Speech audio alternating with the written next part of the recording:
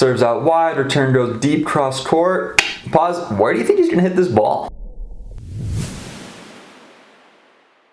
What's up team? Coach Joshua here, tennistactics.com, and I'm breaking down a new and very specific tennis tactic every week here on YouTube. I'm an ex-college player turned tennis coach, and I've created what I believe to be the world's best system for talking about tennis strategy and tactics. All the plays I show you are part of my unique tennis tactics system, where I've cataloged hundreds of tennis patterns and plays. And now I'm rolling out my system to help you win more matches. This week we're looking at tactic 11110 and talking about how and when to use it. So let's draw it out.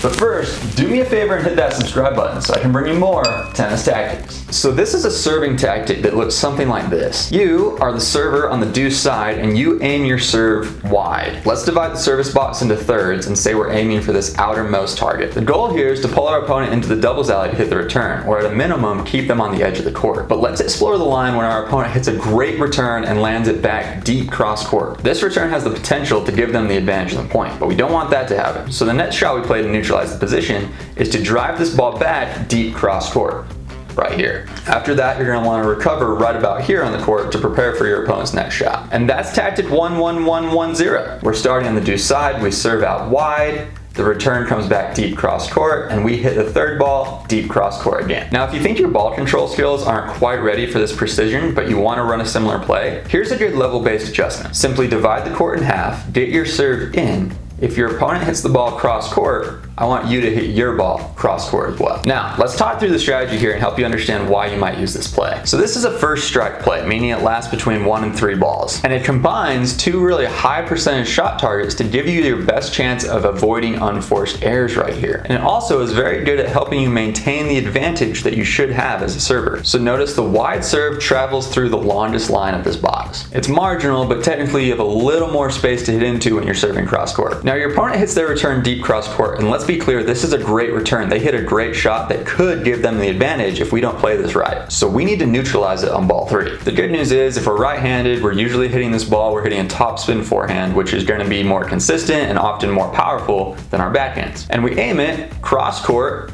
We're aiming deep, we're not trying to play close to the lines, so there's a good chance that we can keep our opponent neutral or even keep them in a little bit more of a defensive position. Because this strong deep third ball is a great shot from us, and our opponent now has to respond. Again, the primary goal of this play is to reduce unforced errors at the beginning of the point against a well-played return. It's a play designed to get the point started, to continue the point. Because we're in a position where our opponent hit deep and neutralized our advantage for a second, we need to maintain that advantage. It's a play designed to start the point, neutralize your opponent's good return, and maintain the advantage that you should have as a server. We keep them deep behind the baseline and on the edge of the court so that we can start moving them around from there. So let's analyze how effective this play really is. We want to analyze tactics in terms of how risky they are to execute and how much damage they do to your opponent. This play is one of the lower risk ways to start the point. Your opponent hit their return to the same side of the court that you're already on, and you hitting this cross court does not change the direction of the ball. In fact, when you're out here on the edge, hitting cross court gives you about 4.5 feet more of court to hit into than hitting straight ahead. Now the main risk in this play is that your opponent technically could choose to hit their nut shot up the line and make you run to cover the court. But we've done a good job keeping them deep. This would be a tough shot for them to pull off, so we can live with this. Now this play can vary in aggression. Landing ball 3 deep at a minimum keeps your opponent neutral depth-wise, but it could also push them back a little bit.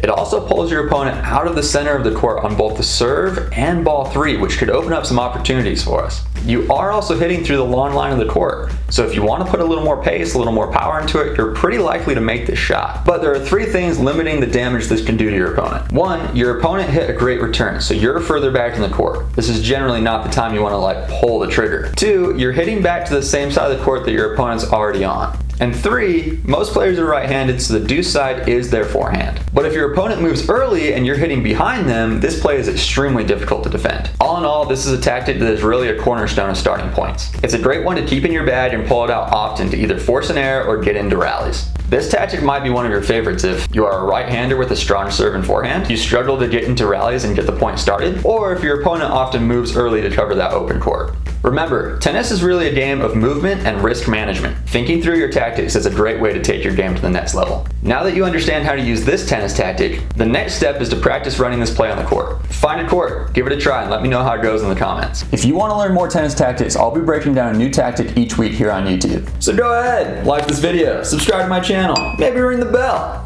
You can also find my growing library of tennis tactics over on my website, tennistactics.com. So if you want even more good stuff, head on over to my website and sign up for the newsletter to stay in touch. Until then, hit your targets. We'll talk soon.